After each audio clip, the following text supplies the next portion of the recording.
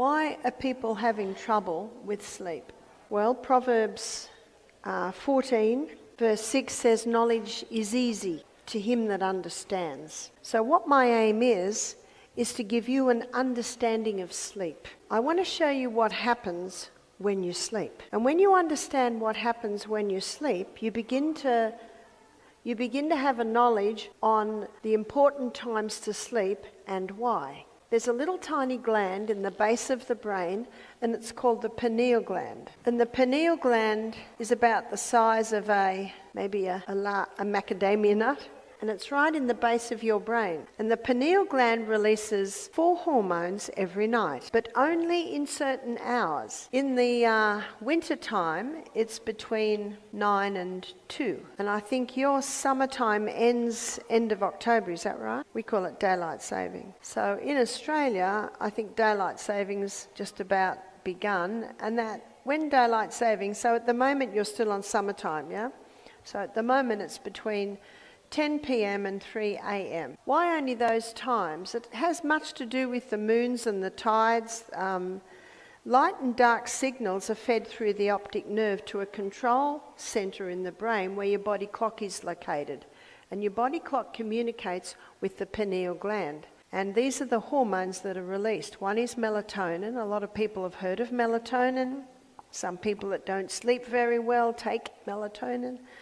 Well, we naturally release melatonin in that time, and it's called the fix and rejuvenate nighttime hormone. So it is this hormone that probably is mostly responsible for the fix and rejuvenation that's happening in our brain and our body while we sleep. Another hormone is serotonin. That's the mood hormone. So if you want to feel good, go to bed early. What are the kids like if they have a late night? Not very happy. Either are the adults. Another hormone that's released in these hours from the pineal gland is arginine vasotocin. Those kids are having a ball out there somewhere, yeah? Arginine vasotocin is our natural painkiller. Did you know you have a natural painkiller? When you go to bed in these hours, your natural painkiller is released. But your natural painkiller, when it's used, it leaves a waste. And if that waste hasn't been released, then the next night, arginine vasotocin won't be released. How do we get rid of the waste from using our arginine vasotocin? That's exercise. When you exercise in the day, as you perspire, you are letting go of the waste. And that's why exercise is so important to be able to increase your ability to sleep. Ecclesiastes says, the sleep of a labouring man is sweet. In other words, when you physically move through the day, you get physical exhaustion at night and you can sleep better. So arginine vasotocin is your natural painkiller, and arginine vasotocin puts you into a deep sleep.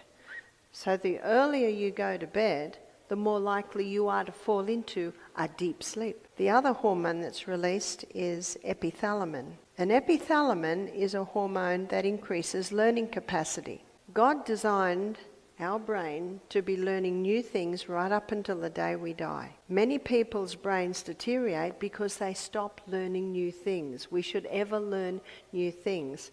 I love the story of the 90-year-old man who learnt to play the piano, and the 92-year-old man that graduated from law school. After hearing the lecture on renewing the mind, a 75-year-old man came up to me and he said, I recently put away my most difficult violin pieces. He said, I'm going home to get them out again. So epithalamin increases learning capacity. So to be able to understand and retain the new things that you're learning, we need to go to bed early. You ask any teacher, they can tell the children that had a late night because they just don't get it. They don't retain. And epithalamin slows down aging. Everyone over the age of 25 likes that one. So these are the hormones that are released in these hours every night.